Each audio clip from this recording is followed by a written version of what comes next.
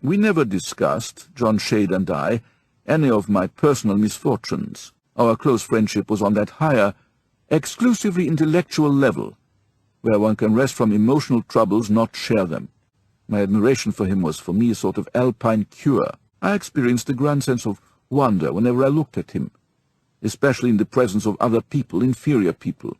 This wonder was enhanced by my awareness of their not feeling what I felt, of their not seeing what I saw, of their taking Shade for granted, instead of drenching every nerve, so to speak, in the romance of his presence.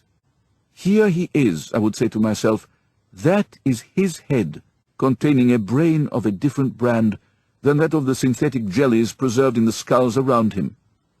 He is looking from the terrace of Professor C's house on that March evening at the distant lake. I am looking at him. I am witnessing a unique physiological phenomenon.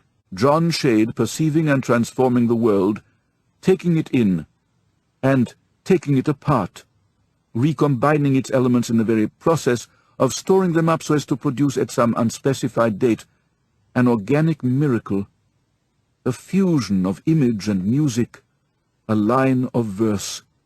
And I experienced the same thrill as when in my early boyhood I once watched across the tea-table in my uncle's castle a conjurer who had just given a fantastic performance and was now quietly consuming a vanilla ice.